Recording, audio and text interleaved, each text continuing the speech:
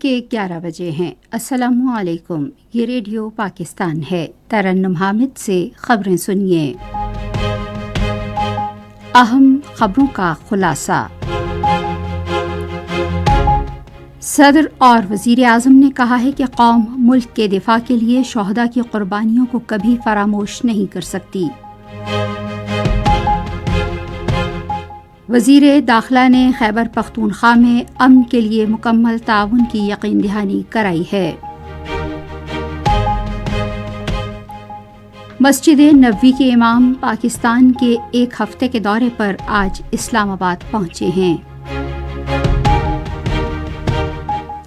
اور خصوصی سرمایہ کاری سہولت کونسل کی کوششوں کی بدولت ادویات کی صنعت ترقی کی راہ پر گامزن ہے۔ اور اب خبریں تفصیل کے ساتھ۔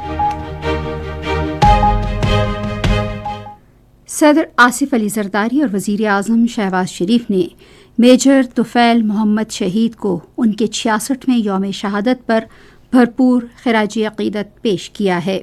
اپنے الگ الگ پیغامات میں انہوں نے میجر طفیل محمد شہید کی جرأت و بہادری کو سراہتے ہوئے کہا کہ انہوں نے بہادری سے دشمن کا مقابلہ کرتے ہوئے جام شہادت نوش کیا۔ صدر آصف علی زرداری نے کہا کہ پوری قوم کو اپنے شہداء پر فخر ہے۔ انہوں نے کہا کہ پاکستانی قوم ان کی قربانیوں کو کبھی فراموش نہیں کرے گی۔ وزیر اعظم نے کہا کہ میجر طفیل محمد شہید کی فرض کی ادائیگی کا جذبہ، حوصلہ، بہادری اور وطن کے دفاع کا عزم نئی نسل کے لیے ایک مثال ہے۔ انہوں نے کہا کہ میجر طفیل محمد شہید نے دشمن کے مذموم عزائم کو ناکام بنا دیا اور اپنے زخموں کی پرواہ کیے بغیر اپنے فرض کو نبھایا۔ پاک فوج کے chairman joint chief of staff committee اور سروسز چیفز نے بھی میجر طفیل شہید کو خراج عقیدت پیش کیا ہے۔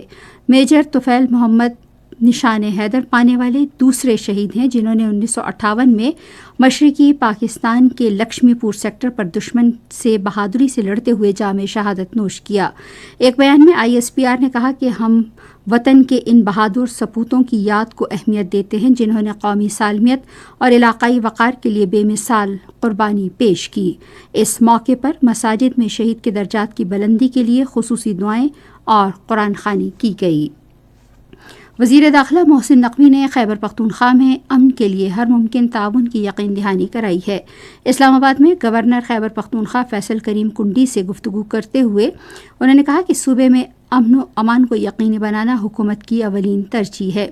انہوں نے کرم میں حالیہ واقعات پر سخت تشویش کا اظہار کیا اور مستقبل میں ایسے واقعات کی روک تھام کے لیے متفقہ کثیر الجہتی حکمت عملی ترتیب دینے پر اتفاق کیا۔ محسن نقوی نے کہا کہ زمین کے تنازع پر قیمتی جانوں کا ضیاع افسوسناک ہے۔ انہوں نے کہا کہ کچھ عناصر نے دو گروہوں کے درمیان تنازع کو غلط رنگ دیا جس سے مسئلے کی شدت میں اضافہ ہوا۔ وزیر داخلہ نے کہا کہ کرم سمیت خیبر پختونخوا میں امن و امان کو یقینی بنانے کے لیے تمام ممکنہ کوششیں کی جا رہی ہیں۔ انہوں نے کہا کہ امن و امان کی کوششوں کو سبوتاژ کرنے میں بیرونی مداخلت کو نظر انداز نہیں کیا جا سکتا۔ مسجد نبوی کے امام ڈاکٹر صالح بن محمد البدیر پاکستان کے ایک ہفتے کے دورے پر اسلام آباد پہنچ گئے ہیں۔ ڈاکٹر صالح بن محمد البدیر فیصل مسجد اسلام آباد میں جمعے کی نماز پڑھائیں گے۔ وہ صدر آصف علی زرداری، وزیر اعظم شہباز شریف اور دوسرے رہنماؤں سمیت پاکستانی اسکالر سے بھی ملاقات کریں گے۔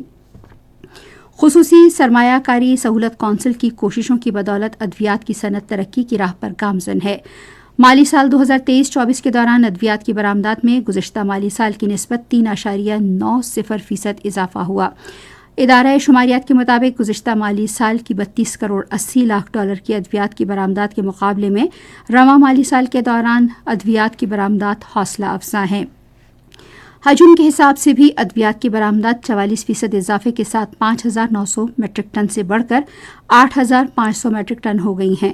ادویات کی برآمدات میں اضافہ اس صنعت میں خصوصی سرمایہ کاری سہولت کونسل کے کردار کی واضح مثال ہے۔ امریکہ میں مقیم کشمیری برادری نے بھارت کے غیر قانونی زیر قبضہ جموں کشمیر کے عوام کے ساتھ یکجہتی کا اظہار کیا۔ یوم استحصال کے موقع پر انہوں نے جموں کشمیر میں ہونے والی انسانی حقوق کی صریحاً خلاف ورزیوں کی نشاندہی کی۔ انہوں نے حق خود ارادیت کے لیے کشمیریوں کی قربانیوں کی بھی تعریف کی۔ اور پاکستان کے ارشد ندیم پیرس میں جاری اولمپکس 2024 میں آج رات چیلن تھرو مقابلے کے فائنل میں حصہ لیں گے۔ مقابلہ آج رات 11:25 پر شروع ہوگا۔ اسی کے ساتھ خبریں ختم ہوئی۔ مزید خبروں اور تجزیوں کے لیے آئیے ہماری ویب سائٹ پر radio.gov.pk اور فیس بک کے link radio Pakistan news official پر براہ راست ویڈیو سٹریمنگ بھی ملاحظہ کیجیے۔